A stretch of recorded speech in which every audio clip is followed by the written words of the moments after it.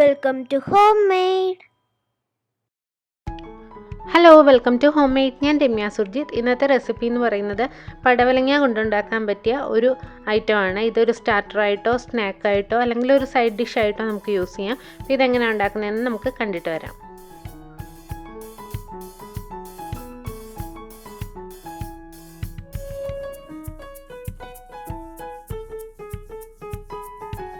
ഇവിടെ ഞാൻ 1/4 കിലോ പടവലങ്ങ നീളത്തിൽ അരിഞ്ഞെടുത്തിട്ടുണ്ട്. നമ്മൾ അവിയലിനൊക്കെ അരിയാറില്ലേ, അതിനേക്കാൾ കുറച്ചുകൂടെ നീളത്തിലും ഒരല്പം കൂടെ കട്ടിയിലും അരിഞ്ഞെടുത്തിട്ടുണ്ട്.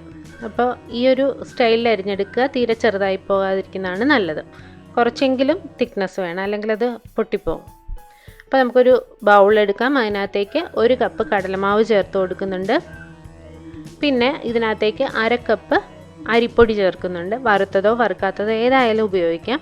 ആവശ്യത്തിന് ഉപ്പ് ചേർത്ത് കൊടുക്കുന്നുണ്ട്. പിന്നെ ഇതിനകത്തേക്ക് ചേർക്കേണ്ടത് മഞ്ഞൾപ്പൊടിയാണ്.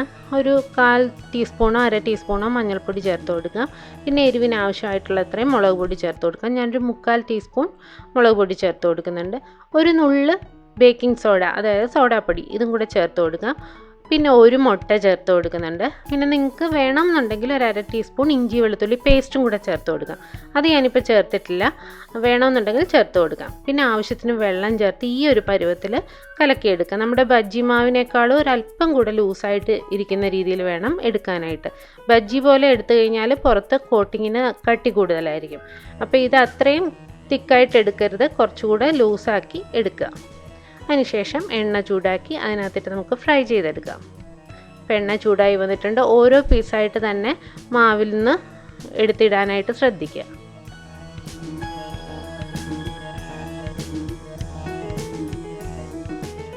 ഒരു സൈഡ് മൂത്ത് കഴിയുമ്പോൾ മറിച്ചിട്ട് കൊടുക്കുക.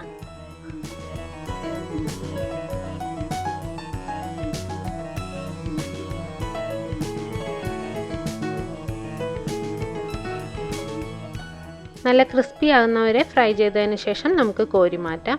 അതിനുശേഷം ചൂടോടെ വല്ല സോസോ അല്ലെങ്കിൽ മയോണൈസോ ഇതൊക്കെ കൂട്ടി കഴിക്കാവുന്നതാണ്. നല്ല ടേസ്റ്റാണ്, നല്ല ക്രിസ്പി ആയിട്ടിരിക്കും. ചൂടോടെ കഴിച്ചാൽ അടിപൊളിയാണ്. അപ്പോൾ എല്ലാവരും ഒന്ന് ട്രൈ ചെയ്ത് നോക്കുക. എല്ലാവർക്കും ഇഷ്ടപ്പെട്ടാൽ നമ്മുടെ ചാനൽ ലൈക്ക് ചെയ്യാനും സബ്സ്ക്രൈബ് ചെയ്യാനും കമൻറ്റ് ചെയ്യാനും ഷെയർ ചെയ്യാനും മറക്കരുത്. പുതിയ വീഡിയോസായി വീണ്ടും കാണാം. താങ്ക്